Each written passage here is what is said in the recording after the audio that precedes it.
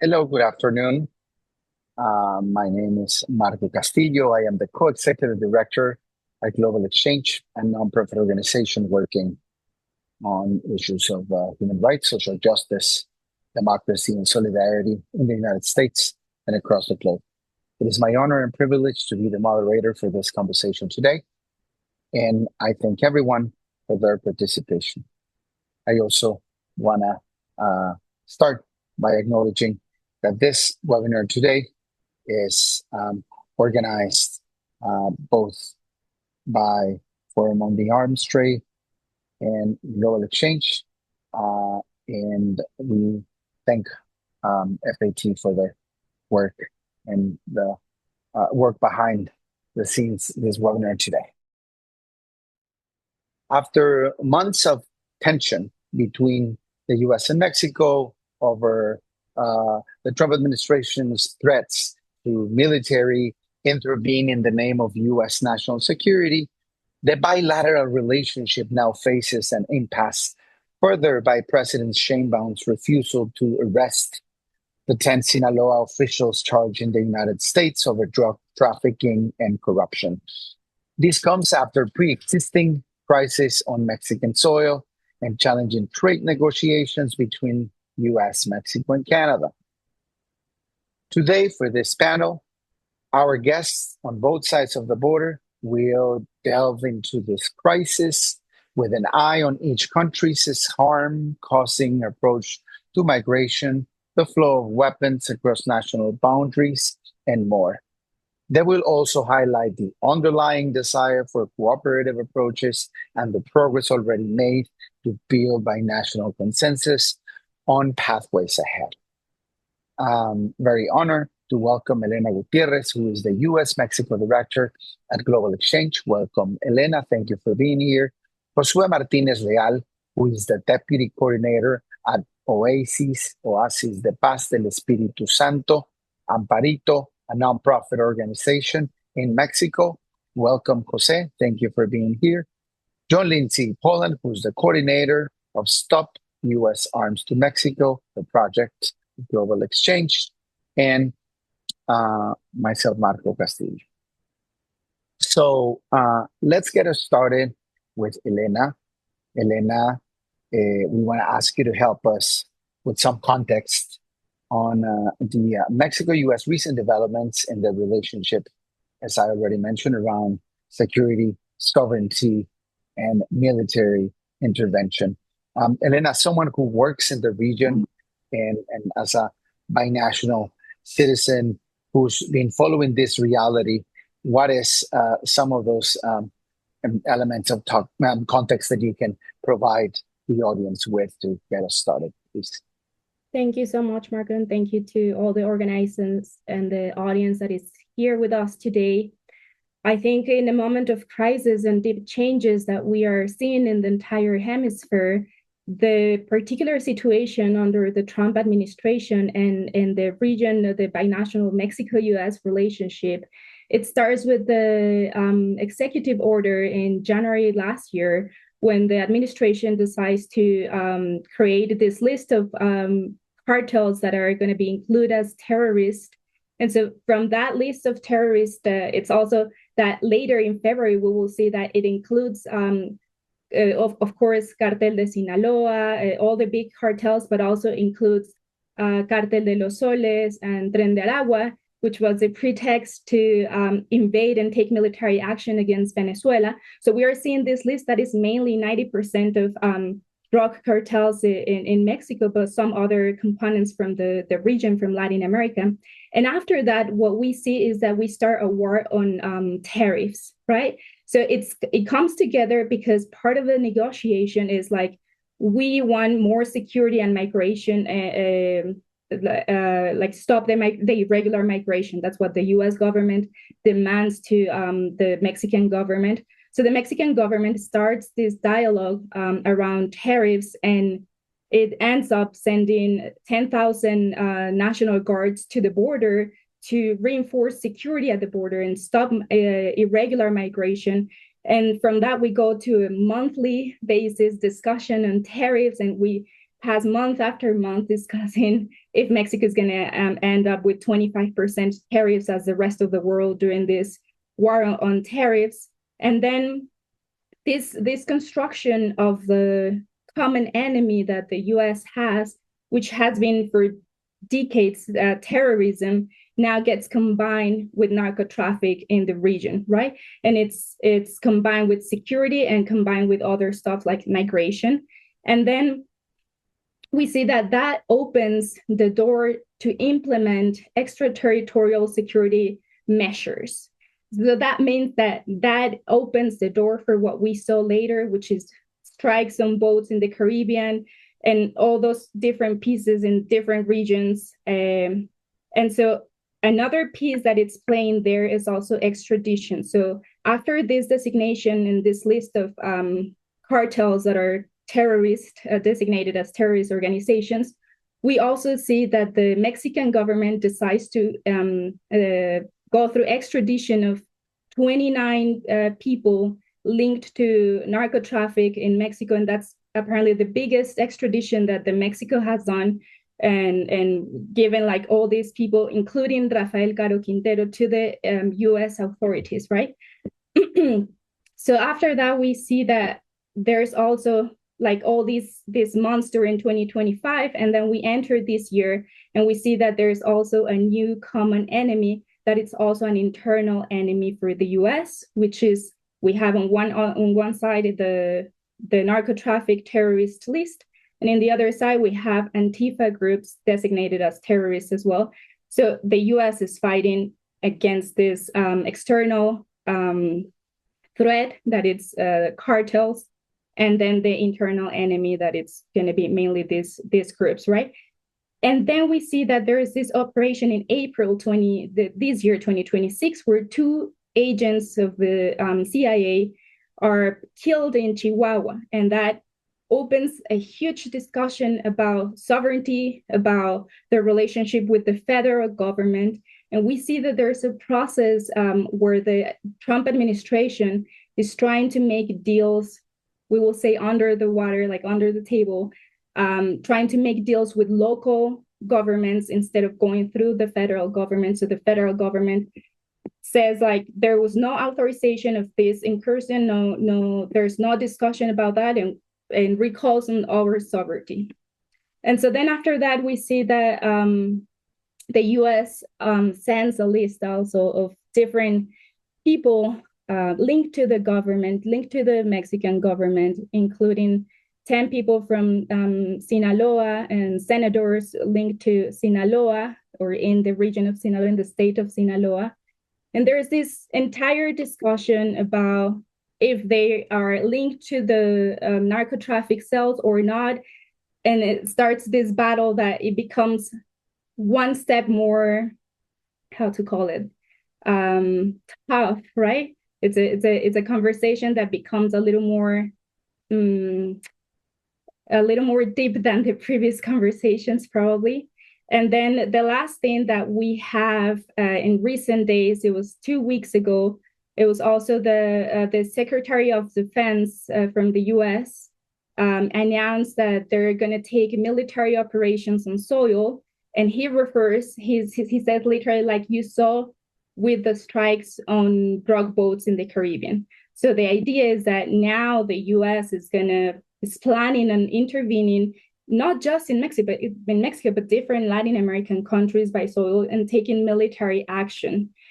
Now, what does that mean for our country and for the region, right? We think that even though the Trump administration has not specified any territorial objective, we know that the concentration of cartels are in specific states like Jalisco, Sinaloa, Michoacan.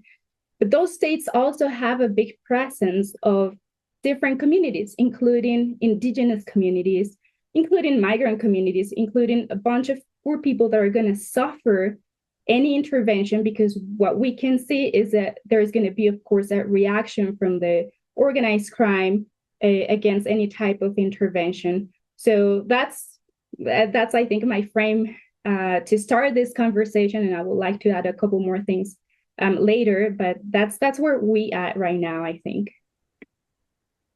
Thank you very much, Elena. We're now moving on to Josue Martinez de Al.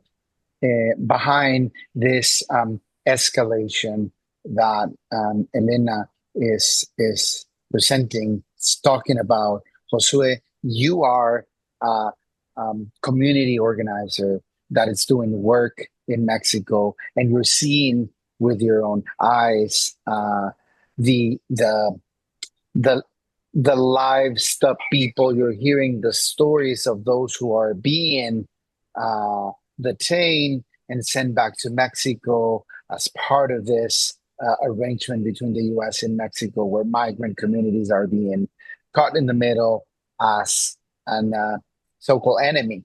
So, Josue, please tell us more about the human cost and the impact that military approach to regional security has on people's life, including Haitians that are being moved to Mexico and what they're going through. Please. Ok, muchas gracias, Marco. Pues primeramente quisiera agradecer por el espacio y por la oportunidad Thank you very de much, Marco. First of all, compartir I want las to experiencias de thank vida y all of you for this testimonios no solo opportunity mías, sino to de share the cientos de lives and the personas testimonies, que not a just través de sus concerning cuerpos myself, experimentan but lo also que for nosotros hundreds le of people definimos that una have necropolítica. experienced with their own Siguiendo la bodies what we línea de term Elena, necropolitics es in muy this complejo context y that Elena muy difícil, explains. ¿no? El So tema de la there's a lot at soberanía en stake México y here. cómo el tema de los flujos migratorios hacia Estados Unidos se volvió una forma de presión al The gobierno migration issue mexicano has become a way to para apply pressure instrumentalizar to a las the Mexican personas, ¿no? government Y criminalizar un to acto que por supuesto instrumentalize que forma parte de individuals nuestra and to humanidad, que es criminalize el a migrar y phenomena that is transitar y part movernos. of human Y el development, giro que se le ha of dado human desde la history to administración Trump migrate, y desde el gobierno mexicano ha sido totalmente and also criminalizante. to En la share the práctica way es lo que nosotros hemos we see identificado y como criminalization in mencionaba Elena, many practices. es And complejo el as tema Elena en el mentioned, it's a sentido de very que complex los issue in the gobiernos, los sense that estados, the deciden qué governments, vidas importan the y qué states, vidas they are the no. ones that decide whose Entonces, lives el matter fenómeno and que whose nosotros lives hemos don't. And so identificado the acá en la phenomena frontera that sur, we nosotros are estamos en identifying Villahermosa, here in the Tabasco, estamos a unas border, 3 horas where de la frontera con Guatemala.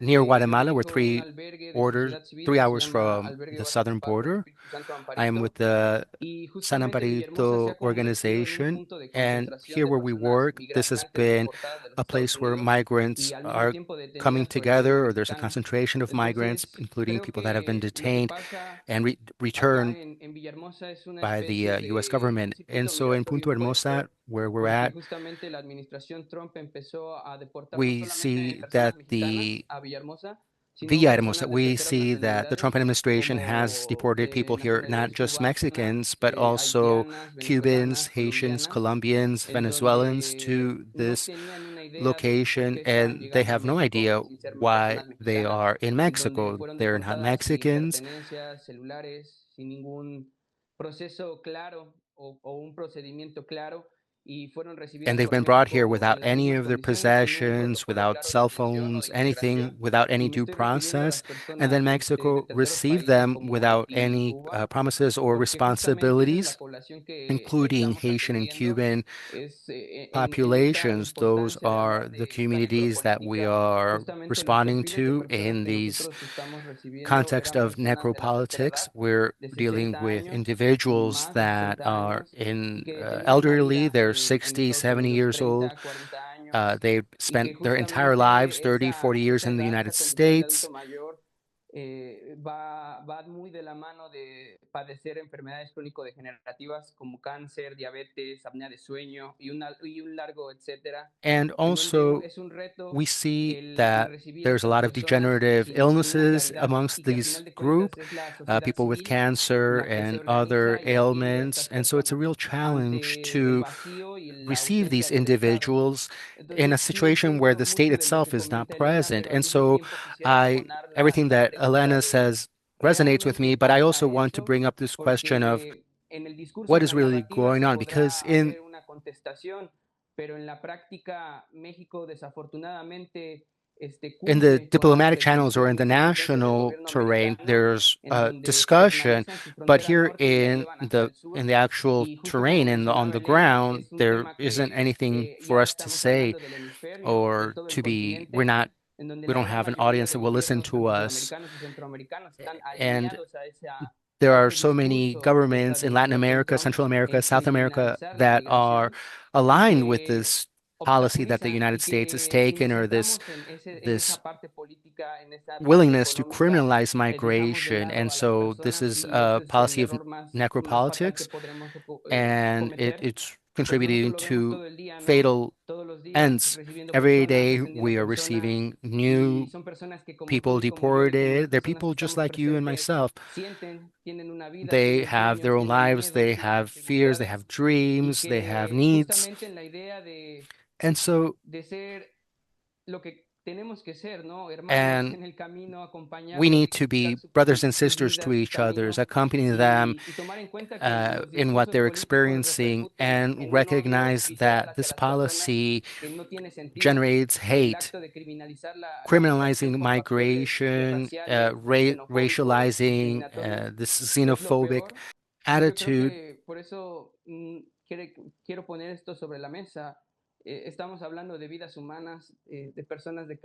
Well, I want to put all that on the table. We're talking about real human lives that deserve dignified treatment by all of the states, the United States government, the Mexican government, and then and the governments of the other nations that are involved. We need to recognize the responsibilities that the states have and also the impacts of their policies, how they impact individuals, because all of these individuals that I'm talking about didn't ask to be brought to Mexico.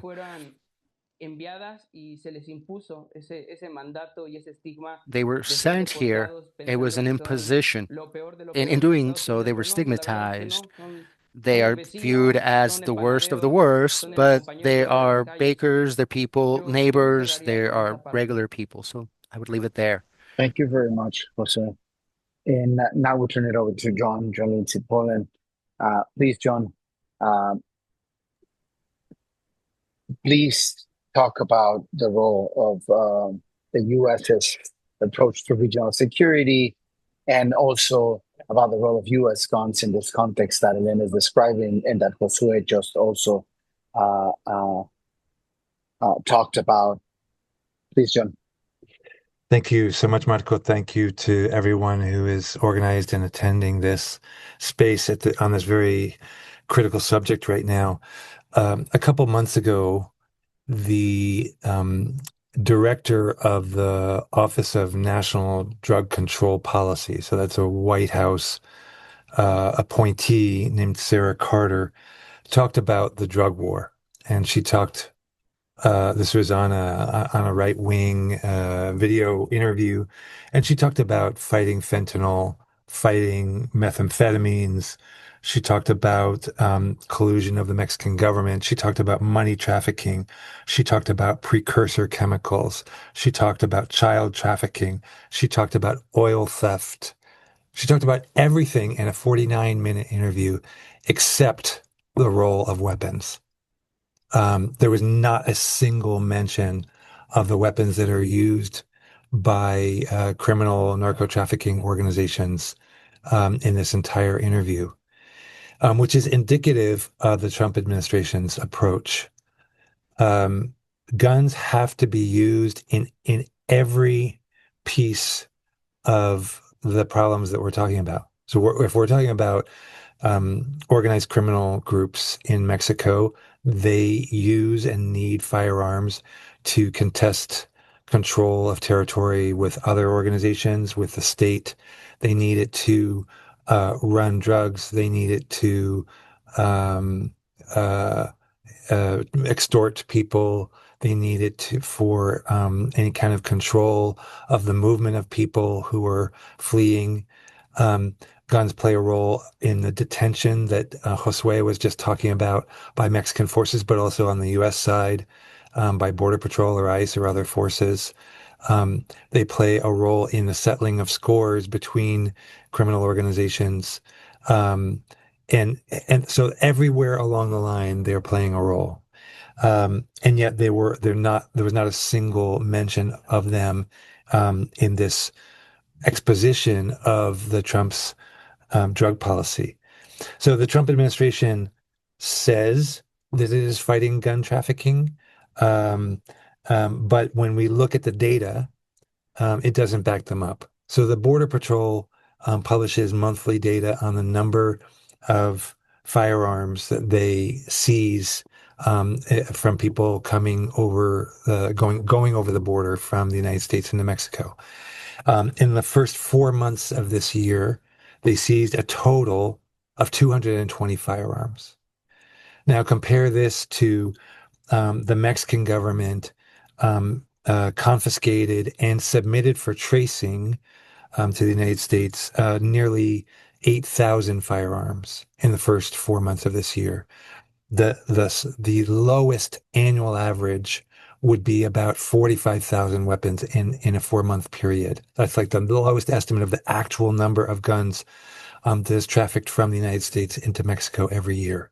So anything in that context that the U.S. is doing that is not addressing the structure of the U.S. gun market is not addressing that flow of guns, and the flow of guns is just growing and growing and growing because guns they're not like drugs, they're not like other goods that are used up. They are long-term and durable goods. And so when you have 135,000 guns going over the border a year or more, that's the lowest estimate, then that's cumulative, right? So every day there's more and more and more, even as the strategies that both countries are using against guns are only going after a fraction of them. And that's also typical, I would say, is that you have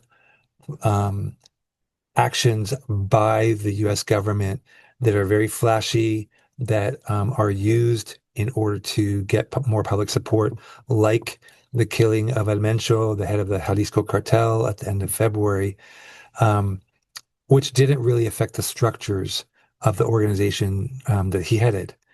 And so the structural issues that are underlying any of these issues, any of these problems, we could take the example of Venezuela or Iran or things within the United States, are not addressed.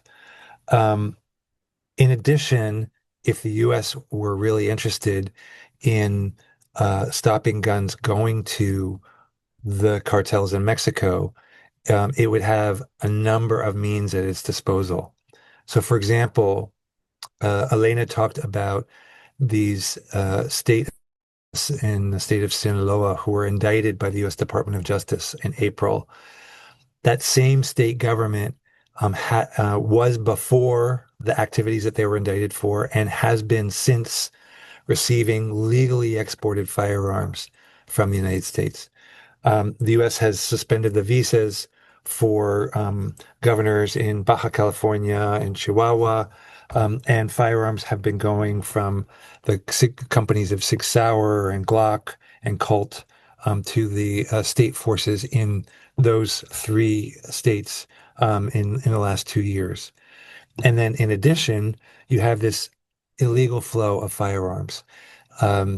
Guns are purchased at gun shops around Phoenix in Maricopa County, and they're going straight to Sinaloa for criminal organizations to fight with each other, as well as with communities, to victimize communities, as well as with state forces in some cases. So, for example, last year, there were over 2,600 weapons that were recovered in the state of Sinaloa and were traced to a U.S. purchase at a gun store and then trafficked over the border. That's the way it works. You go to a shop in Phoenix or in Tucson or in Houston, it's very easy to buy an AK-47 or an AR-15 or a huge 50 caliber rifle that is highly desired by criminal organizations because of the territory that it can cover. And then it's very easy to get it over the border. So that's the nature of the gun market that the U.S. could be addressing by changing the market, by regulating the market. Instead, the Trump administration, partly because it's beholden to the gun industry, which has supported the Trump administration's, the Trump's candidacies, both in 2016 and this in 2024, has opened up the gun market, has now put forward more than 30 different reforms or changes to regulations for the ways in which guns are marketed and sold in the United States, making it easier, for example, for shot-off shotguns or silencers to be purchased, making it easier for guns to move over state lines, making it easier to send guns by mail, which facilitates the entire trafficking networks, not only over the border into Mexico, but also within the United States, which of course also has a very serious gun violence problem. So that's the way that the Trump administration is rolling with this.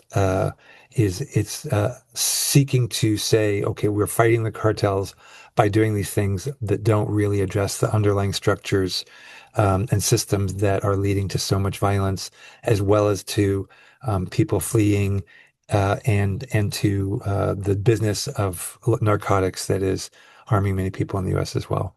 So I'll leave it at that, and we can come back to more. Thank you, John. And we appreciate everyone's questions. We ask you to put them on the Q&A so that we can offer them to the panelists, and the panelists can read them. We have a couple questions. Thank you, Isabel. Thank you, Suzanne.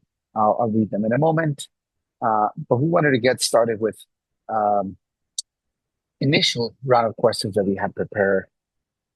We wanted to ask Elena, how do you think that the tensions between the demands for justice from relatives that disappeared in Mexico, the end of corruption in Mexico, and the defense of national sovereignty by the government can be resolved in this particular moment? Should all people impacted by violence side with President Sheinbaum in order to defend sovereignty, or should President Sheinbaum accept the demands and reports like the recent report on the Special Commission on Disappearance and Forced Disappearance from the United Nations appointed that Mexico should be accepting international technical help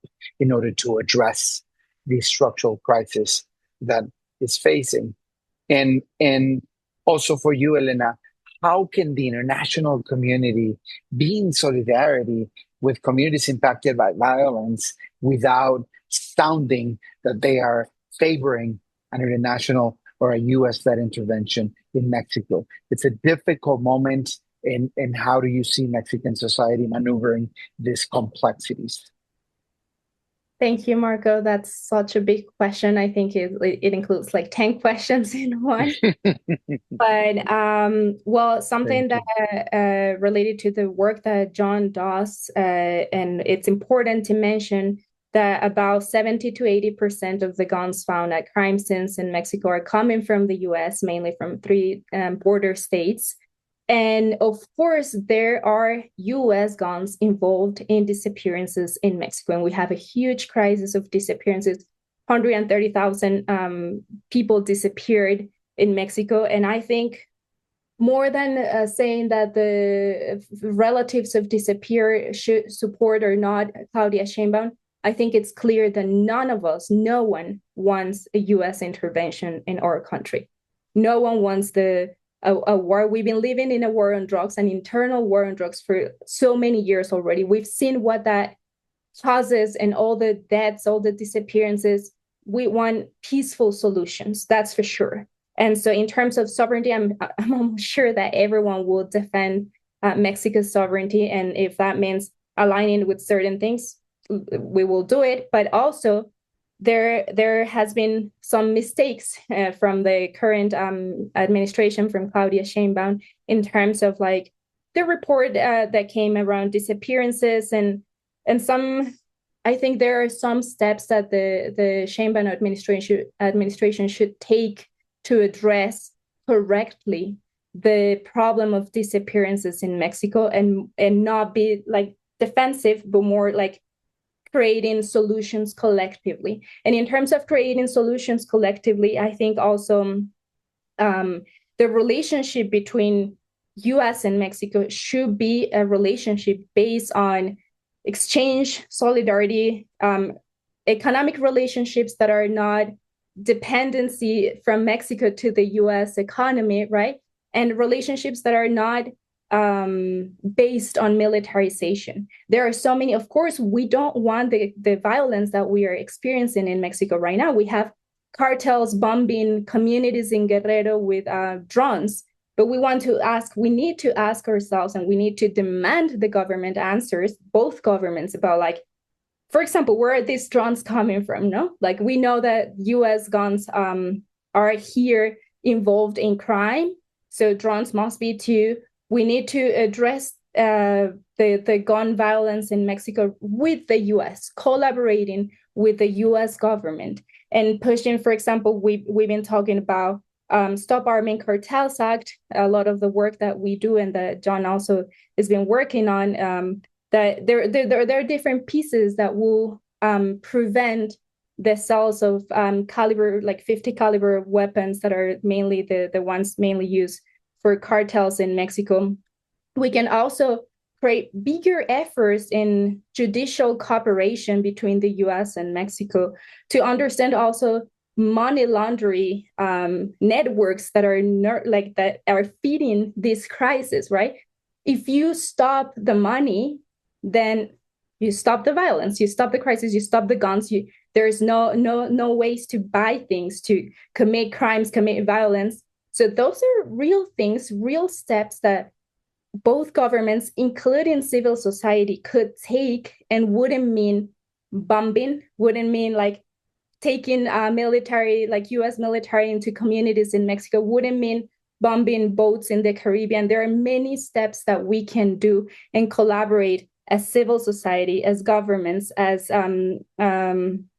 decision makers, to create a more peaceful region and to keep moving forward into new relationships, right? I think that's what we all want at the end of the day. Also, one of the biggest things is changing the drug policy, right? Drug policy is a big thing also, including with weapons.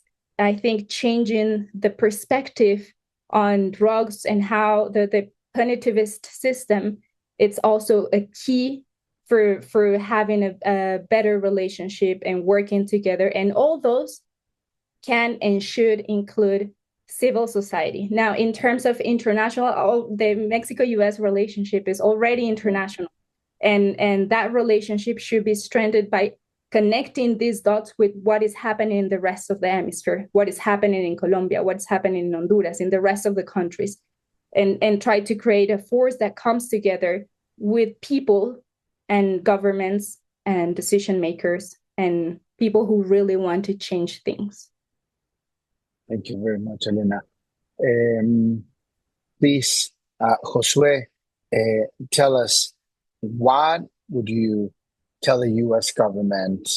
What would you tell legislators? What would you tell to the international community? What should each of its actors do and be doing to address the human cost and the impact that this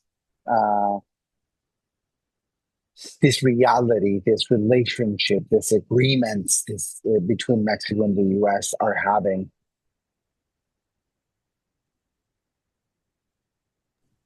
Pues yo creo que lo primordial es otra vez centrarnos en... I think that the main thing is just going back to what I said before. We are talking about an impact in human lives, lives that are lost, and we should follow on that line. We need to consider other people without considering their ethnic origin, their color of skin. We're talking about human beings. We share that same condition. We have to look at each other's eyes and to understand that we may talk about different politic speeches, but we have to consider that we are talking about the realities of human lives. And once again, as Elena and John said, we have to be accountable and understanding that solution must be structural with a regional cooperation perspective, not only in Mexico and the U.S., but throughout the region. But in relation to migration, at the same time, as you're talking about drugs and weapons, they are related. What we see in Mexico in the south border with these closed borders in the Darien up to the north border, where criminalization of migrants and the use of the military forces, of the police, it's a daily situation, as John said. So those guns that they are using, and not only by the organized crime, but also by state, those weapons come from the U.S. So how can we regulate sales over there? And the consequences here, what we see here in the south border is that migration won't stop. As we may have some checkpoints, drones, cameras, militars, migration won't stop.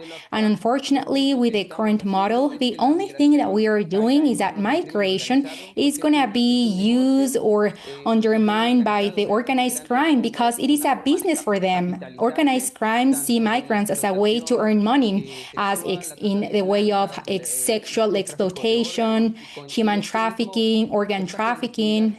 And these mobilization of people, well, those are the same routes used by drugs or arms. So as Elena said, this is about developing new narratives that could channel us not only to have voters to have these narrative in common, but just to develop dialogue through government to talk about solutions for a structural problem. This is a problem that unfortunately we are living in the North Hemisphere and that we need to address urgently.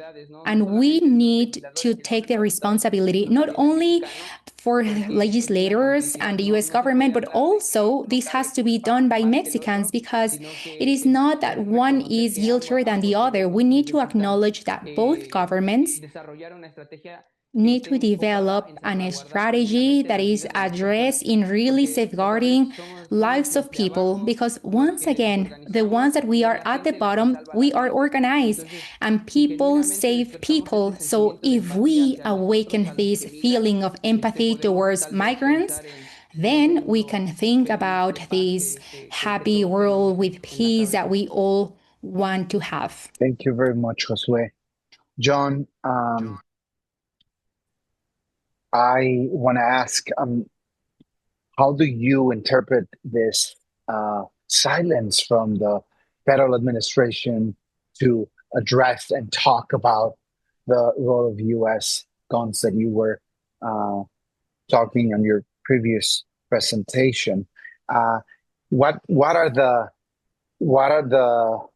benefits, or what's making or causing that silence that sounds very implicit? And now the other question is, what do you think is that the U.S.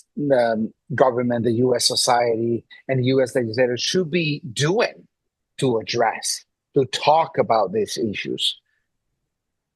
Well, I think if we're looking at causes, and who benefits, obviously there's gun companies that are selling weapons to all sides. They're selling weapons to government forces in Mexico, to government forces in the U.S., to police forces, to the private market that end up in the hands of criminal organizations that are competing with each other. So they benefit whoever ends up with the weapons. So that's sort of one, set of those who benefit. But I think there's a deeper thing, which is, Josue talked about the externalization of the border, and that's certainly true. There's also an externalization of internal problems. So, drug addiction is a very internal problem. It's an internal struggle within a person. And I can't think of anything that in some ways is more internal. And so if you externalize it, if you conceive of it as something that is outside that person and outside the United States, then you have a totally different strategy to address it. And in effect, no one benefits. In many respects, no one really benefits from this particular set of approaches. There's probably some political short-term benefit for some political actors, and not only the Trumpian actors, but others as well. In terms of what to do about it, I think there are different levels of that. Part of that is at the community level. I'm looking at data on guns that are moving from specific communities in Arizona, especially around Phoenix, other communities too, but there's a concentration in Maricopa County around Phoenix. And I really think we need to have conversations about what is the calculus? Where's the line drawn? You might believe in the Second Amendment. You might believe in the right to purchase a firearm or sell a firearm or defend yourself against an invader or a tyrannical government. But I don't really know of any people in those environments that believe it's a good thing to sell guns going to the cartels. And so we need conversations in those communities that really says, okay, where is that line? Because everybody has a line. And then we also need for people within the Democratic Party, for example, or within the gun violence prevention movement or the immigrant rights movement to begin to connect dots around how these issues are interrelated. What Elena and Josue were saying about how the bilateral relationship, how this works at the regional level, how this impacts people in their concrete lives and needs. It's not just a question of, what is an immigration policy that works? What is a drug policy that works? What is a gun policy works? How are guns that are impacting communities within the U.S. also impacting people over the border? Those lines have to be, those connections have to be drawn between policymakers and people who are working in advocacy and doing research and doing funding and doing reporting and media, because they are connected in life. And the strategies to deal with them also need to be connected. There are specific pieces of legislation, like Elena mentioned, the Stop Arming Cartels Act would prohibit the retail sale of 50 caliber rifles that have no conceivable legitimate use in civilian life within the United States, and yet they're very easy to purchase in most U.S. states, including Arizona and Texas, that are the origin of most guns going into Mexico and are highly desired by cartels, so that there's a very high risk that any 50 caliber firearm that is sold in those two states is going to go to the cartels. Very, very, very, very high risk. So there's no reason why they should be legal to sell and buy. Or just more oversight over the international gun trade that is affecting the entire region. And as more Latin American governments turn to the right, they are also loosening their gun laws, which means that the U.S. gun exports begin to pervade more into communities and create more problems at the community level in many other different places, not just in Mexico. So those are some things. I think there's probably many more if we further the conversation. Thank you very much, John. I'm going to read some of the comments and questions that people are putting in the chat. Thank you very much. I want to start with Isabel Garcia.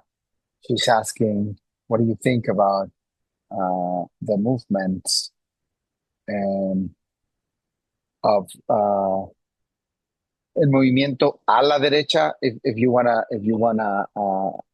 make the questions, please, Isabel, let me know.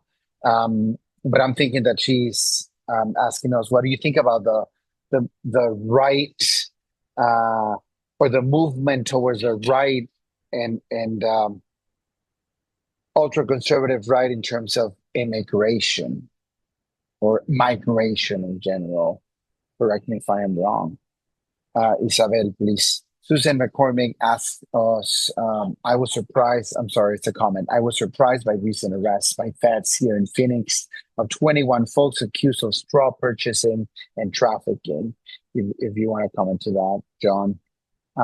Then Gary Hughes, thank you very much for this well-produced and very informative webinar. We appreciate your work. Thank you for doing this work. Thank you, Gary. And then Mizu, hi Mizu. The Mexican government is not silent about U.S. guns. Sheinbaum has consistently brought up guns when talking with Trump, and he just wants to talk drugs. She notes that drugs are the U.S.'s problem, but guns are the Mexico problem. Mexico has also sued U.S. gun manufacturers and requested investigation from the International Advisory Court of Human Rights, which did confirm Mexico's allegation that U.S. gun trafficking violates human rights. And Ray from Tucson, Arizona, thanks the presenters. So I'm just going to leave it open. Whoever wants to address any of the questions, comments, please, John, Josue, Elena. Well, I can respond to a couple of these. To Suzanne's comment, there was a recent arrest by federal agents of 21 people accused of gun trafficking. It's an important case. Of course, as with other confiscations of firearms, it is a very, very small fraction because the gun trafficking business, if you will, is done by very, very many people. It's not like there is one or a very small number of rings of people who are moving guns over the border. It's done by hundreds and hundreds and hundreds and thousands of people. So I would say it's good. It's a good thing. But I don't think we can arrest our way out of the gun trafficking problem. We have to address the lack of regulation of the business, of the industry, which allows weapons that are so militarized to be obtained so easily and massively. In response to Mizu, yes, the Mexican government has not been silent. I would say that there is more that Mexico can do. One of the things that we're urging the Mexican government to do is to use its role as a purchaser of firearms, because the Mexican government also purchases many firearms, mostly for use by its military and police forces. And that role as a purchaser can be used as leverage to get the firearm producing companies to exclude retail gun dealers whose guns are being trafficked over the border from the sale of their weapons. So Colt or 6 Hour could tell gun dealers in Arizona, we're not going to sell you weapons as long as the weapons that you sell retail are going over the border. But yes, Mexico has done a lot and could do even more. Thank you very much. Anyone else? I saw a comment from Karen talking about global relationships and weapon trafficking, and that makes me think that... Let me read that comment. Thank you. And then it says, Karen Melendez Magun, is there a global relationship involving money and power, EPC, among weapon trafficking entities, including Israeli genocide, Sudan, Darfur, as well as Mexico, Latin America? I am thinking both of cartels and governments and of defensive entities. Confusing and complicated. Yeah, and that makes me think also that the military industry in the U.S. is huge, right? We are fighting against an industry that sells weapons to all the world. The biggest country that sells more weapons to the world is the U.S.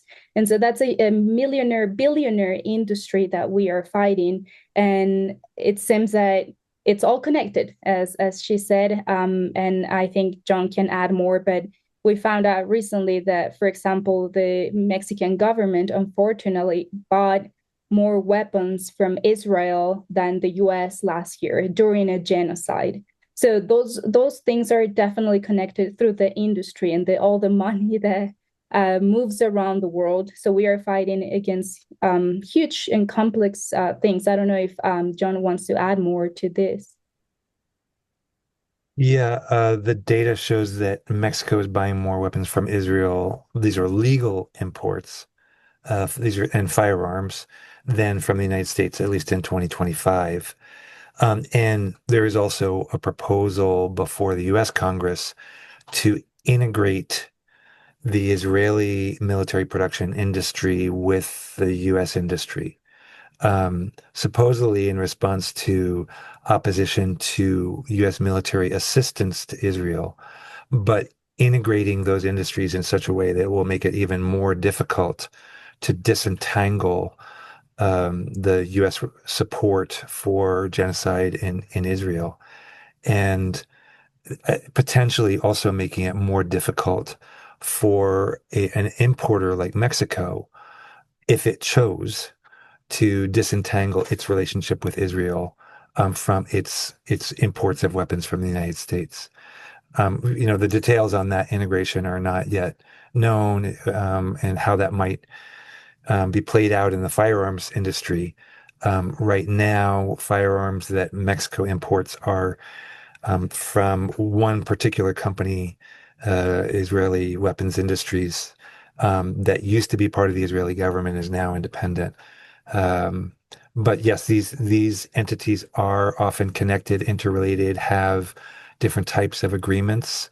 The agreements with cartels are much more covert, of course.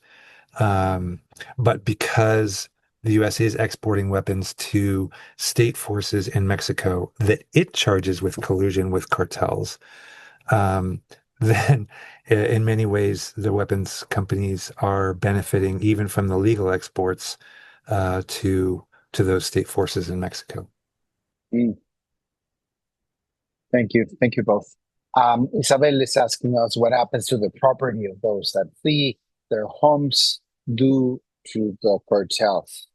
I don't know if anyone has a question. It is my understanding, Isabel, that some of them stay in the hands of relatives if there are no relatives around. They sometimes, we know and we have documented that sometimes those properties are also occupied by the criminal organizations that are threatening and attacking communities. Terry McLean says Alameda County, California passed the ethical investment proposal in place by entire countries. Hank Levy, treasurer, also canceled a multi-million-dollar contract with Caterpillar because they were supplying Israel's military. I know there are countless ways to get guns trafficked, but I wonder if more U.S. areas can pass such bills. Please, John, if you have any take on this. And I also want to say that just like in the same way that the national narrative that it's been explained today it's injecting this idea of tension in between both countries. It is also real that public opinion shows that the majority of the population in Mexico and the U.S. are ready to have a stronger relationship between both countries based in dialogue, based in intelligence, based on partnership for shared prosperity, for shared human safety. So there is dissonance between the dominating narrative and the people's perception across the region. Once again, surveys run by universities, the Pew Hispanic Center, and many in Mexico show that border communities are in favor of expanding dialogue and relationships between both countries. Mexican-American communities, youth, the younger generations are more in favor than expanding and deepening the relationship between both countries. And as another proof of that, civil society from both countries, Mexico and the U.S., will be coming together next September 18 and 19 in Ciudad Juarez, El Paso, to discuss how can we build a stronger partnership that will be able to respond to this dominating narrative of violence, and that there's nothing we can do to change this reality aside from violence and intervention. And if anyone is interested, we will be happy to tell you more about it. Reach out to us. September 18 and 19, the Peace Summit 2026 will be a historical convergence of groups working on migration, Afro-descendant, indigenous, gun violence survivors, and labor leaders from the region. Thank you very much. John. Yeah, that summit will be really important space for generating those strategies that are intersectional between movements. Just one other comment in response to Terry's comment on Alameda County and the ethical investment proposal. I think there are things that people can do wherever they are, and a lot of it depends on what's happening where they are. So, for example, in New Hampshire, the state of New Hampshire, where the gun company Sig Sauer is headquartered, and where they produce weapons and export them not only to Mexico in very large numbers, but also to Israel. There is a new campaign to address and oppose Sig Sauer's exports to Israel, which could also address the exports to Mexico and to many other countries. Sig exports to many other countries. In Alameda County, where I live, the county passed that ethical investment policy, but there was a lot of opposition. There's a lot of, there's more interest, there's more support for Palestine and for Gaza, but there's also a lot of Zionist opposition to that type of thing as well. And I think often those debates miss the ways in which an ethical investment policy, or the ways in which guns are being exported or marketed and trafficked, is much broader than the ways in which it's playing out in Palestine or in Israel. There are things that people can do if ICE is in their community. There are, adopt a corner strategies. There are legal support strategies. There are strategies of people who are helping people who can't leave their homes because they're afraid of ICE in the United States. So I think wherever people are, there are things happening, and it's a lot of it is a matter of not thinking of the federal national thing that is going to address everything, or even like a no kings type of march that's happening all, everywhere at once. But the thing that is local, that is manifesting, and that where we can organize with our neighbors and other community members in order to address the ways in which that binational relationship or militarism or fascism or racism is showing up, and we can organize together around it. Thank you, John. Marta Benavides says, please share the info so we can reach to the September Summit at the border, so we can promote with key partners from the region and this concern. Gracias. Yes.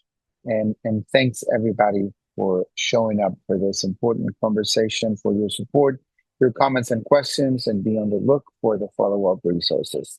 Thank you very much.